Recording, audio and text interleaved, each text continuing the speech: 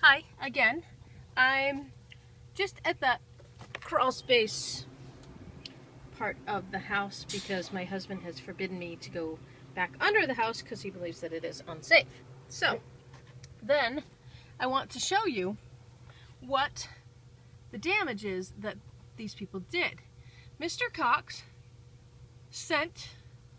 I had to ask them to remove the old flexible duct lines so that we could close up the floor because we wanted to put in a different kind of air conditioning going through the ceiling, the attic, whatever you want to call it, instead of using this, which is, you know, hard to get to, difficult to maintain, so on and so forth. So they send this guy Frankie under the house. Okay, so Frankie goes under the house and they send him under with a sawzall. So he goes under with the sawzall and he cuts this return, or actually it's the plenum.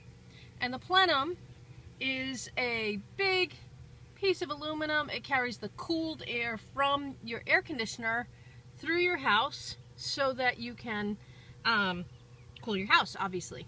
So instead of just cutting this flexible ductwork, is what we asked him to take out, was so that they could move around under the house and fix the floor joists without having to encounter all this flexible ductwork that we were not intending to use. So all he needed was a pair of tin snips. If you see that wire there, that's all that connects this flexible duct to that plenum. Right there. So if it's hard to tell that that is a plenum, there's a reason for that. Because Mr. Cox sent his good man, Frankie, under the house, and Frankie went under with a sawzall and cut the crap out of that, so it is utterly unusable, not able to be used for anything else. And, oh, by the way, while he was under here, he sliced that wire that you can see, and how he did not kill himself, I have no idea. None whatsoever, because he cut the main line, the electricity, to the entire house. So the lights went out, he goes, you know, the guy goes under and says, hey, what's going on? And guess what? There's Frankie. So thankfully he lived and was unhurt, ruined the crap out of the sawzall, welded the blade to it, so it was not an insignificant little incident. So what I'm trying to tell you is that based on all the things that they did badly or wrong or unskilled, that my house now requires somebody who actually knows what they're doing to go back under and repair these items. And, oh, by the way, because Mr. Cox charged me in the neighborhood of $15,000 plus, that I don't have the money to go back and get a new air conditioner. I don't have the money to put in the new flooring and have the house structurally repaired, because you know what? There's only so much money. And if I could print my own like the president does, I'd be all set. But the fact of the matter is that I can't. So based on what work he did, he sent people that were drunk. His own son literally spent an entire day in my bathroom throwing up, being sick, and the other person who was working with him took the son to Debadoo, where apparently money is no object, and took him to his father so that his father could work with him in his drunken state. So that's where I'm at. I'm out a lot of money. My house is still structurally unsound. And Mr. Cox, oh well, nothing I can do to touch him because his cousin is Robert Cox, the building inspector. Oh, who knew? But you know what? I'm hopeful that putting this video out, posting it, that local people will get an idea and not hire these people. Just don't hire them because you're gonna get screwed. His MO is that he'll take a job, he'll tell you, well, you know what, I really don't know how much time until I open it up and I take a look at it, and then I can give you a better idea of how much it's going to cost and what we're going to have to do.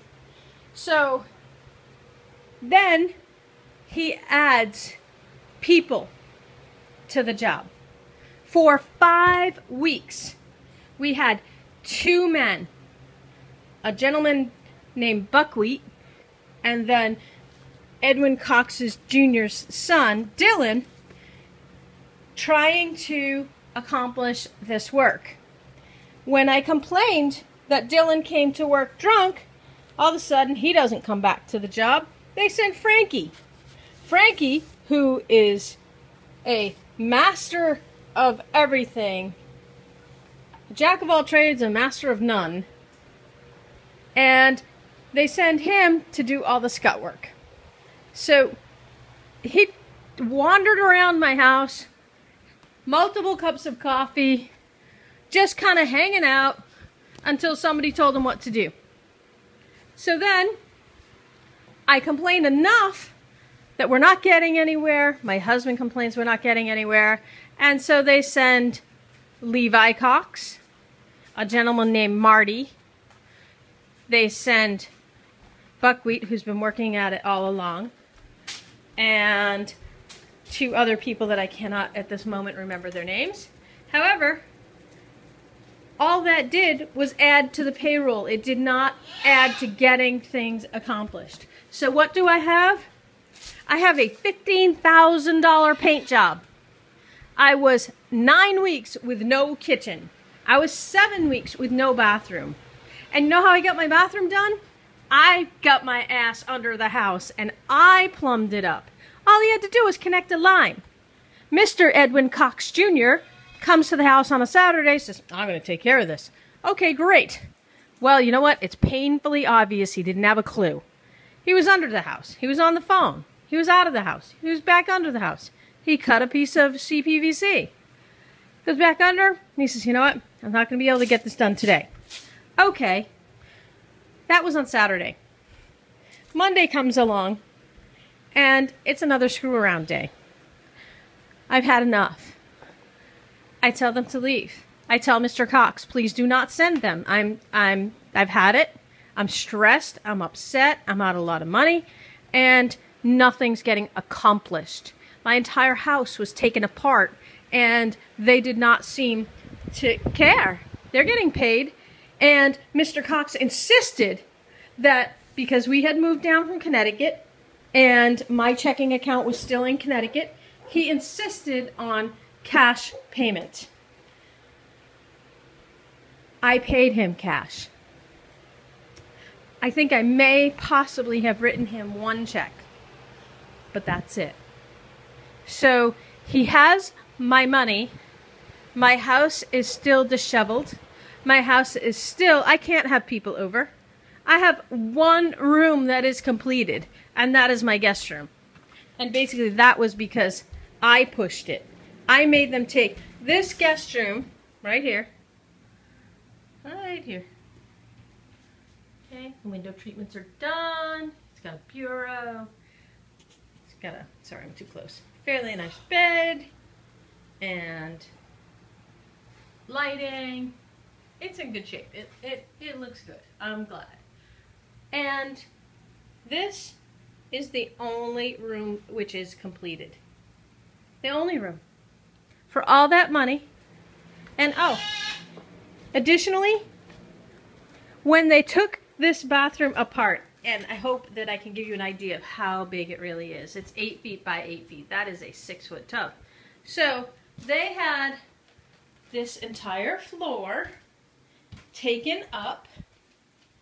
Okay, let me see if I can give you an idea. Okay, I'm trying to get this. Okay, good. All right, so it is an 8-foot by 8-foot bathroom. Okay.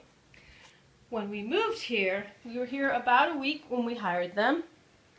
This floor was where the water damage was that needed to be repaired, and the structural stuff underneath needed to be, the joists needed to be rehung. And so the floor, this 8 feet by 8 feet, was entirely open. And then we had an ice storm. And guess what? It was still open. We got sheets of plywood and every blanket that I owned and covered up the 8 foot by 8 foot hole in the ground, hole that showed the ground that used to be my bathroom floor. So this work, this beautiful sink, oh, that's me. The toilet, yep, you guessed it. The drain for the tub, yep, and that's me. Shower fixture, oh yeah, that's mine too. Had a little help with that. I had to put the actual valve itself on.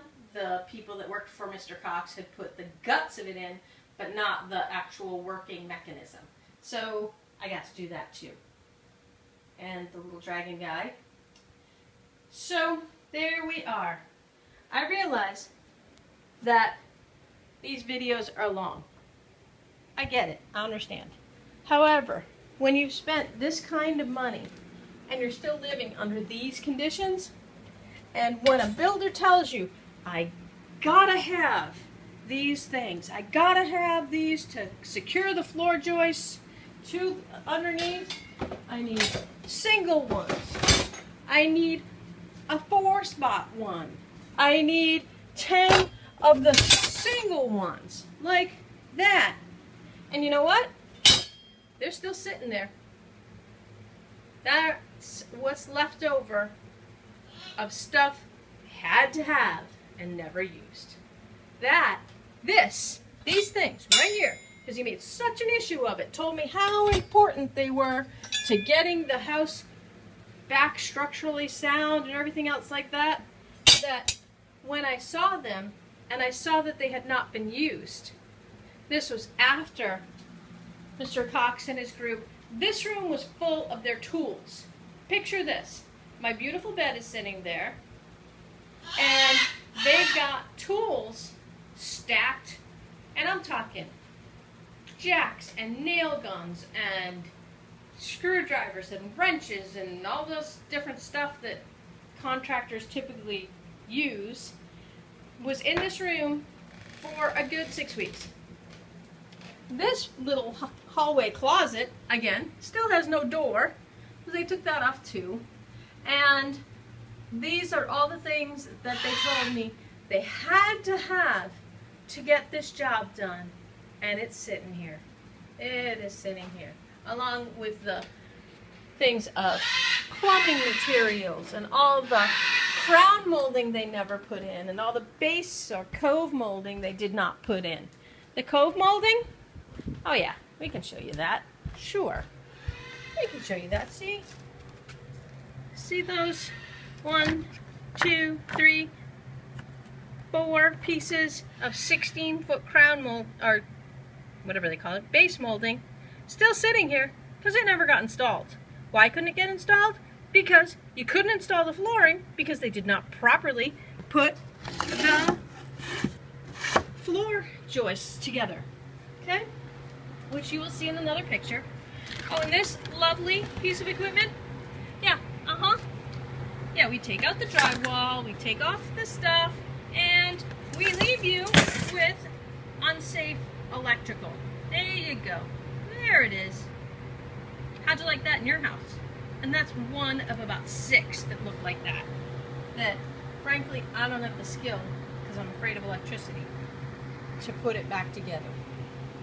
Thank you, Mr. E.W. Cox Jr., Cox Painting and Insulation Company. Nice job. Way to go.